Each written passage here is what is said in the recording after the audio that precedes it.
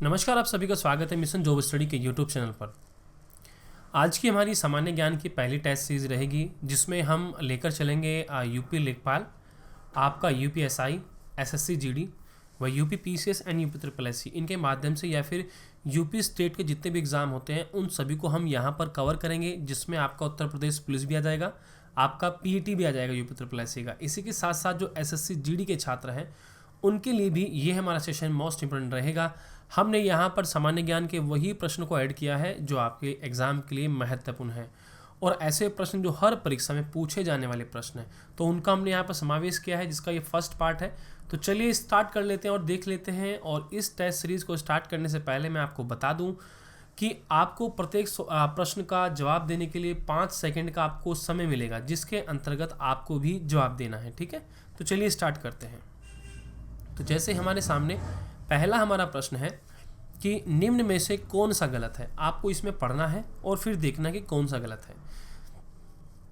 जैसे पहला ऑप्शन में दिया कि राज्यपाल राष्ट्रपति द्वारा नियुक्त किया जाता है, राष्ट्रपति के प्रसाद पर्यंत राज्यपाल कार्यकाल रहता है, राज्यपाल राष्ट्रपति को अपना त्यागपत्र सौंपता है, 30 वर्ष की आयु का व्यक्ति राज्यपाल बन सकता है। कौन सा गलत है? 5 सेकंड का आपके पास समय है। सभी विद्यार्थी कमेंट सेक्शन में जवाब देंगे। तो देखो यहाँ पर डी ऑप्शन आपका गलत हो जाएगा। उसने गलत पूछा है तो डी ऑप्शन गलत है, क्योंकि राज्यपाल बनने के लिए 35 वर्ष की आयु होनी चाहिए। उसने बोला ना कि 30 वर्ष की आयु का व्यक्ति राज्यपाल बन सकता है, तो राज्यपाल बनने के लिए 35 वर्ष की जो है आयु होनी चाहिए। ठीक है, न कि 30 वर्ष की। और इसी के साथ साथ मैं यह भी बता दूं, जो राज्यपाल होता है इसकी नियुक्ति कौन करता है? इसकी नियुक्ति राष्ट्रपति करता है। ठीक है, राष्ट्रपति करता है राज्यपाल की नियुक्ति। ठीक है, और जो राज्यपाल होता है ये अपना त्यागपत्र भी किसे देगा? राष्ट्रपति को देगा, यानी कि राष्ट्रपति ही इसको नियुक्त करेगा और राज्यपाल जो है इसी को ही, यानी कि राष्ट्रपति को ही अपना त्यागपत्र देगा। ठीक है, ये होता है। तो आपका यहाँ पर डी ऑप्शन हो जाएगा। और एज कितनी होनी चाहिए? 35 वर्ष होनी चाहिए। अगले प्रश्न की ओर बढ़ते हैं। अगला प्रश्न है कि भारत के केंद्रीय रेल मंत्री को डैश की सलाह पर डैश द्वारा नियुक्त किया जाता है। जवाब दीजिए क्या होगा आपका। कमेंट सेक्शन में प्रत्येक अभ्यर्थी अपना जवाब देता चले। चलिए देखो यहाँ पर आपका सही जवाब क्या होगा, क्योंकि देखो भारत का जो केंद्रीय रेल मंत्री है, उसको कौन करता है? प्रधानमंत्री। उसको जो है प्रधानमंत्री की सलाह पर, यहाँ पर आ जाएंगे आपके प्रधानमंत्री, यानी कि फर्स्ट ऑप्शन की सलाह पर राष्ट्रपति द्वारा किया जाता है। ठीक है, यानी कि जो भारत का जो केंद्रीय रेल मंत्री होता है उसकी जो नियुक्ति होती है, उसकी सिफारिश जो है प्रधानमंत्री करता है। किसकी सलाह पर? प्रधानमंत्री। और नियुक्त कौन करता है? राष्ट्रपति करता है। तो फर्स्ट ऑप्शन यहाँ पर राइट हो जाएगा। अगला प्रश्न है, निम्न में से कौन सा सही है? आप लोगों ने बताना है। ठीक है, ये बताना है कि इनमें से कौन सा सही है।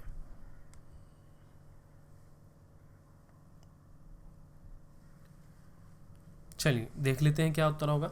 तो पहला ऑप्शन दिया कि जाकिर हुसैन भारत के पहले मुस्लिम राष्ट्रपति थे। ये बिल्कुल सही बात है भाई।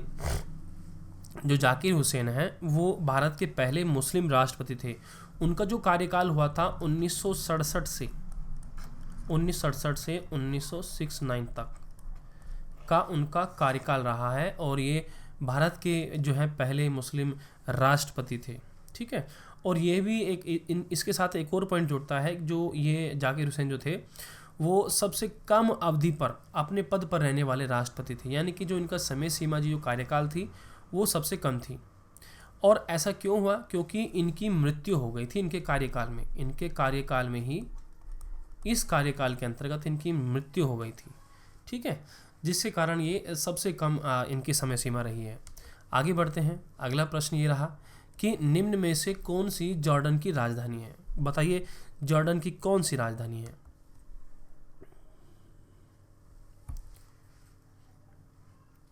चलिए देखो, जॉर्डन की जो राजधानी है वो अमान है। ठीक है, अमान है। और अमान जो है इसकी मुद्रा जो होती है वो क्या होती है, ये भी आप पॉइंट नोट कर लीजिए। इसकी जो मुद्रा होती है वो होती है आपकी दिनार होती है। ठीक है, अमान की जो क्या होती है मुद्रा, वो दिनार होती है। ठीक है, चलिए। और आपको बता दें आप अनअकैडमी से यूपी पीसीएस और यूपी ट्रिपल एससी एग्जाम को क्रैक कर सकते हैं। तो ये इंडिया का सबसे बड़ा largest learning platform and academy है जहाँ से आप अपनी प्रिपरेशन कर सकते हैं। इसी के साथ यहाँ पर एक स्कॉलरशिप टेस्ट सीरीज चल रही है जो कि हर रविवार को दोपहर में 1 बजे चल रही है। तो जहाँ पर जो रैंक के हिसाब से स्कॉलरशिप दी गई है वो आप यहाँ पर स्क्रीन पर देख सकते हैं। इसी के साथ आपको बता दें को प्लस जो फीचर होता है अकेडमी, आपको बहुत कुछ चीज़ें यहाँ पर देखने को मिल जाती हैं। जैसे आप अपने होम पर रहकर, घर पर रहकर अपने मोबाइल से तैयारी कर सकते हैं।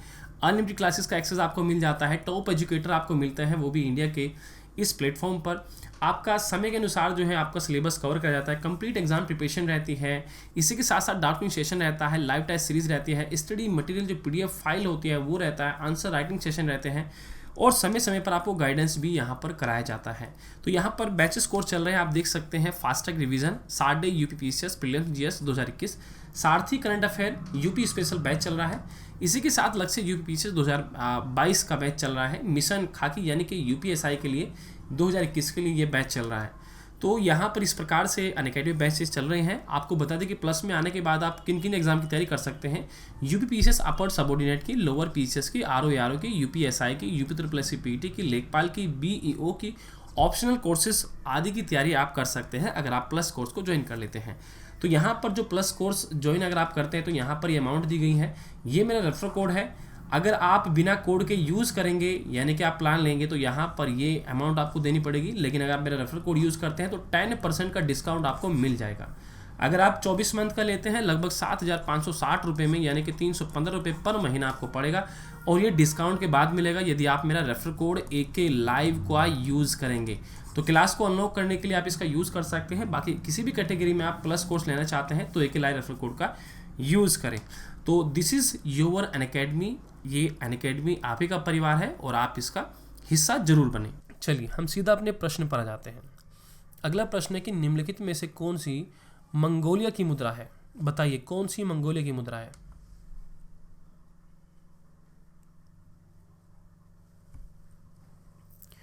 चलिए उम्मीद है कि आप लोगों का जवाब आ चुका होगा। प्लीज़ प्रत्येक छात्र कमेंट सेक्शन में अपना जवाब देता चले।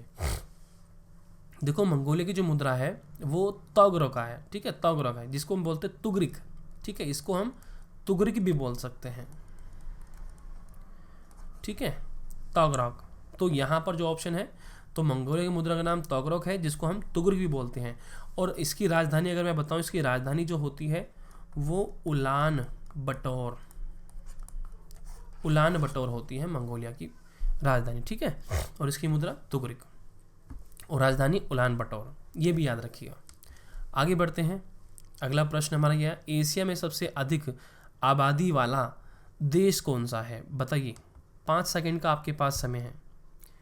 एशिया में सबसे अधिक आबादी वाला देश कौन सा है?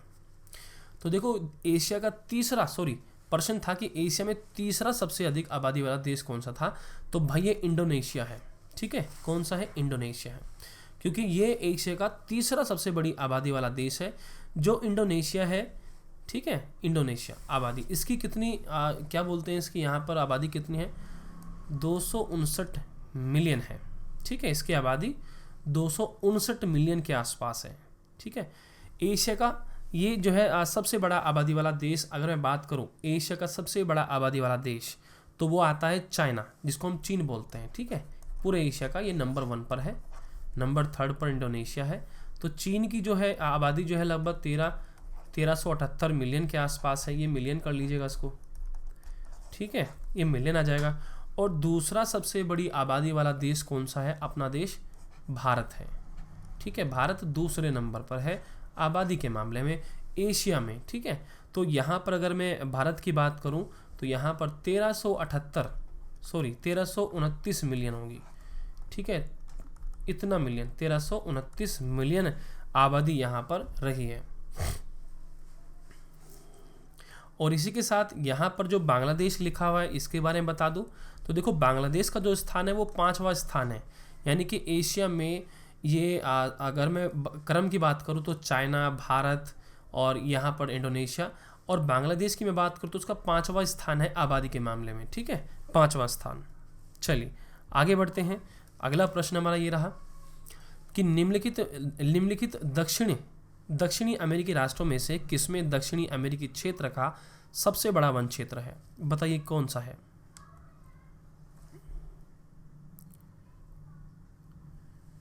सभी विद्यार्थी कमेंट सेक्शन में जवाब देते चलेंगे, ठीक है। तो देखो यहाँ पर ब्राज़ील आपका राइट उत्तर हो जाएगा, क्योंकि ब्राज़ील में जो है दक्षिणी अमेरिका की क्षेत्र की सबसे बड़ा वन क्षेत्र पाया जाता है। और यह वन जो है ये ये अमेजन, ये जो अमेजन बेसिन है ना, इसके आसपास इसका जो है उल्लेख यहाँ पर देखने को मिलता है। अमेजन वन आपने सुना होगा नाम, ठीक है। जो अमेजन वन है तो उनके पास जो है इसका विस्तृत रूप आपको देखने को मिल सकता है, ठीक है। तो ये कहाँ पर है? ब्राज़ील में है, ठीक है। आगे बढ़ते हैं। अगला प्रश्न है कि निम्नलिखित में से प्रायद्वीपीय भारत की सबसे बड़ी नदी कौन सी है? बताइए। क्वेश्चन नंबर 8 आपके सामने है, सभी विद्यार्थी अच्छे से लगाएंगे इसको। चलो देख लेते हैं उत्तर क्या हो जाएगा यहाँ पर हमारा। तो निम्नलिखित में से प्रायद्वीपीय भारत की सबसे बड़ी नदी कौन सी है? तो देखो प्रायद्वीपीय भारत की सबसे बड़ी नदी कौन सी है भाई? गोदावरी है यहाँ पर, ठीक है, गोदावरी है। इसकी जो कुल लंबाई की अगर मैं बात करूँ तो ये 1465 किलोमीटर इसकी लंबाई है, गोदावरी है ये, ठीक है। और कभी कभी एग्जामिनर ये भी पूछ लेता है कि भाई ये जो गोदावरी नदी होती है इसका उद्गम यानी कि ये कहाँ से निकलती है? तो ये महाराष्ट्र जो हमारा राज्य है, महाराष्ट्र के एक स्थान पड़ता है, महाराष्ट्र के इसका नाम है त्र्यंबक, ठीक है। सॉरी मैं दोबारा से लिख देता हूँ ऐसे करके थोड़ा सा, त्र्यंबक पहाड़ी से, ठीक है, त्र्यंबक पहाड़ी से ये निकलती है गोदावरी, जिसकी लंबाई जो है 1465 किलोमीटर है। ये महाराष्ट्र की पहाड़ियों से निकलती है जिसका नाम है त्र्यंबक पहाड़ी, ठीक है, ये भी याद रखिएगा। आगे बढ़ते हैं। संयुक्त राष्ट्र द्वारा मानवाधिकारों की सार्वभौमिक घोषणा की चिन्हित करने के लिए हर वर्ष तिथि को अंतर्राष्ट्रीय मानवाधिकार दिवस मनाया जाता है। क्वेश्चन को पहले ध्यान से समझिए क्या कह रहा है। ये कह रहा है कि संयुक्त राष्ट्र के द्वारा, यानी कि जो संयुक्त राष्ट्र है उसके द्वारा जो मानवाधिकारों है उसकी सार्वभौमिक जो घोषणा है उसको चिन्हित करने के लिए हर वर्ष किस तिथि को अंतर्राष्ट्रीय मानवाधिकार दिवस मनाया जाता है, ये आपको बताना है। चलिए उम्मीद आपको पता होगा, आपका जवाब आ चुका हो। 10 दिसंबर जो है आपका राइट आ जाएगा, यानी कि 10 दिसंबर को अंतर्राष्ट्रीय मानवाधिकार दिवस मनाया जाता है। अगला प्रश्न ये रहा आपका कि जुलाई 2018 में अमरनाथ मंदिर की तीर्थ यात्रा करने वाले यात्रियों की सहायता के लिए CRPF द्वारा शुरू की गई मोबाइल सहायता केंद्र का क्या नाम था? ये आपको बताना है कि जो वर्ष 2018 में जुलाई में अमरनाथ मंदिर की जो तीर्थ यात्रा थी, उस यात्रा करने वाली यात्रा सहायता के लिए जो CRPF द्वारा शुरू किया गया था मोबाइल सहायता केंद्र का, उसका क्या नाम था? बताइए।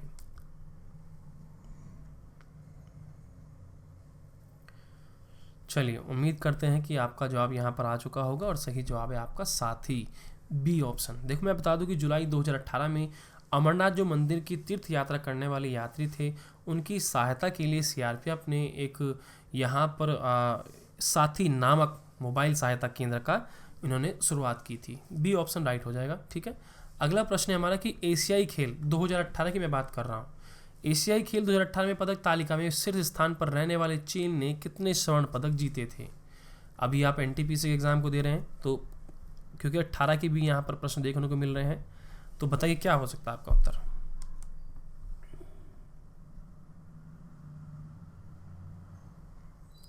उम्मीद करते हैं कि आपका जवाब आ चुका होगा। सही जवाब होगा आपका डी ऑप्शन 132, ठीक है।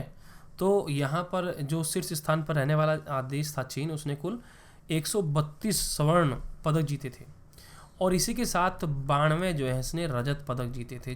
किसने? रजत पदक।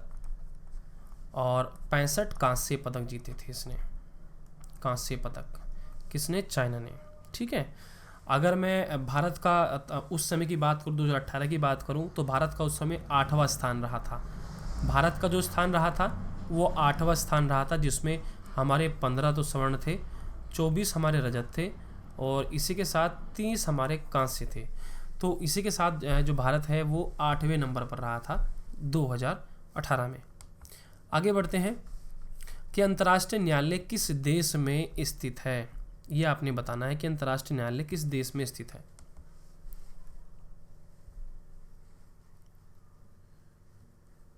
चलिए देख लेते हैं क्या होगा। देखो अंतर्राष्ट्रीय न्यायालय किस देश में स्थित है, तो ये नीदरलैंड में स्थित है, नीदरलैंड में, ठीक है।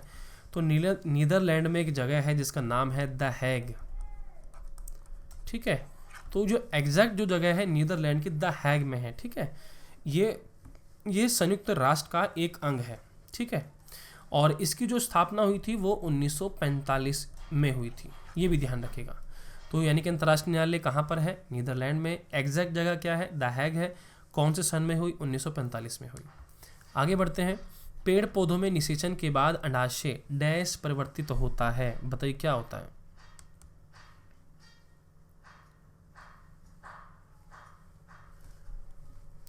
देख लेते हैं। तो देखो सही जवाब हो जाएगा पेड़ पौधों में निषेचन के बाद अंडाशय फल में, किस में होगा? फल में परिवर्तित होता है। डी ऑप्शन याद रखिएगा, ठीक है। आगे बढ़ते हैं। क्षतिगत CFL और फ्लोरोसेंट ट्यूबों का निपटान सुरक्षित रूप से किया जाना चाहिए क्योंकि इनमें डैश वाष्प होती है जो वाष्प में जहरीली होती है, जो स्वभाव में जहरीली होती है। तो जो CFL होती है, फ्लोरोसेंट ट्यूब होती हैं, उनको मतलब उनका जो खात्मा करने के लिए सुरक्षित रूप से क्या किया जाना चाहिए? तो मतलब सुरक्षित रूप से उसको निपटाना चाहिए जब वो ख़राब हो जाती है। तो इसमें ऐसा क्या होता है जो कि ये जहरीला होता है, ये बताइएगा थोड़ा सा आप।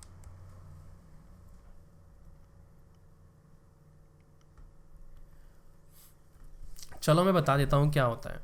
तो इसका जो सुरक्षित रूप से इसका निपटान करना चाहिए क्योंकि उसमें पारा होता है, ठीक है। पारा, ये याद रखिएगा यहाँ पर, पारा।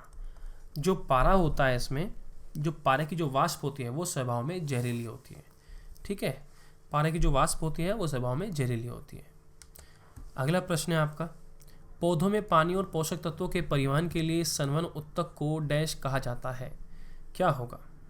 बताइए।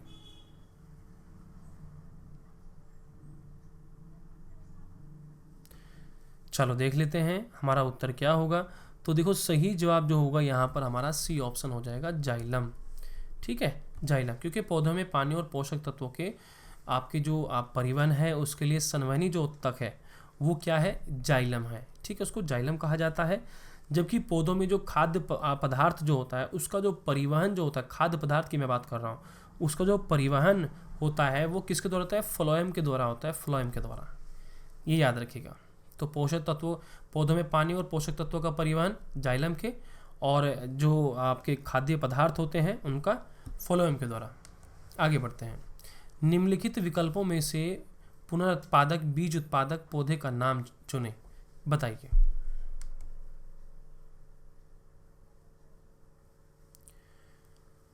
तो देखो यहाँ पर जो नाम दिए गए हैं इसमें सिर्फ एक ही नाम है, ब्रेड मोल्ड। तो जो ब्रेड मोल्ड है ये पुनरुत्पादक बीज उत्पादन पौधे है इसमें, ठीक है। तो बी ऑप्शन राइट होगा। अगला प्रश्न, किसी भी प्राकृतिक कच्चे माल, पौधे या जानवर के बिना बनाया गया एक मानव निर्मित फाइबर है। यह कोयले, पानी और हवा से तैयार किया गया था। यह पहला पूर्ण सिंथेटिक फाइबर था। यह है, बताइए क्या है ये? आप सभी विद्यार्थियों को बताना है।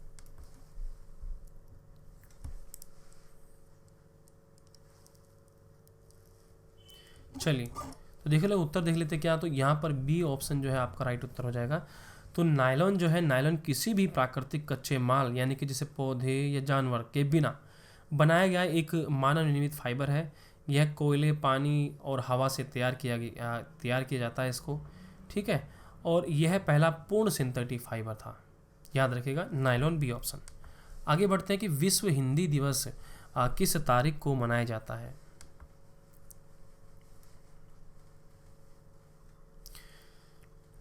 सही उत्तर 10 जनवरी आपका हो जाएगा, ठीक है। 10 जनवरी को मनाया जाता है।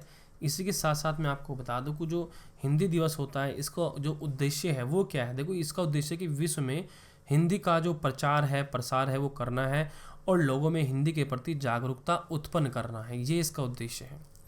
आगे बढ़ते हैं। अगला प्रश्न है कि डैश ने अधिकृत चरित्र की विरासत के सिद्धांत को प्रतिपादित किया है, बताइए ये किसने किया है? भाई सभी विद्यार्थी यहाँ पर जवाब देंगे।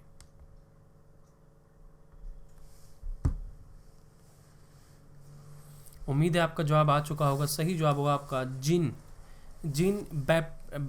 Baptist Lamarck. तो नाम थोड़ा सा ऐसा ही है, जीन बैप्टिस्ट लेमार्क ने जो है अधिकृत चरित्र की विरासत के सिद्धांत को प्रतिपादित किया था। तो ये सिद्धांत था, इसको प्रतिपादित किया था और उन्होंने सिद्धांत कब दिया था? 1801 ईस्वी में दिया था, ये याद रखेगा, ठीक है। तो इस प्रकार से देखो हमारी ये टेस्ट सीरीज रहेगी सामान्य ज्ञान की। प्रत्येक अभ्यर्थी कमेंट सेक्शन में जवाब दीजिएगा और मैं वही प्रश्न लेके आ रहा हूँ जो आपका एसएससी जीडी, यूपी लेखपाल, पीईटी, यूपी एसआई यानी कि दरोगा भर्ती, यूपी पुलिस व UP PCS, UP triple SC के माध्यम से जो भी परीक्षाएं होती हैं उन सभी परीक्षाओं के लिए। तो सभी अभ्यर्थी सेशन को जरूर देखें, आपको कैसा लगा वो भी कमेंट सेक्शन में जरूर बताइएगा। वीडियोस को लाइक और शेयर सभी अभ्यर्थी जरूर करेंगे और चैनल को आज ही के आज सब्सक्राइब कर लें। ऐसे ही राइट कलर का जो बटन आपको दिख रहा है इसको दबाइए और बेल आइकन दबा दीजिए, ठीक है। और लाइक शेयर सभी अभ्यर्थी जरूर करें, कमेंट जरूर करें, ठीक है। चलिए मिलते हैं आपसे नेक्स्ट सेशन में।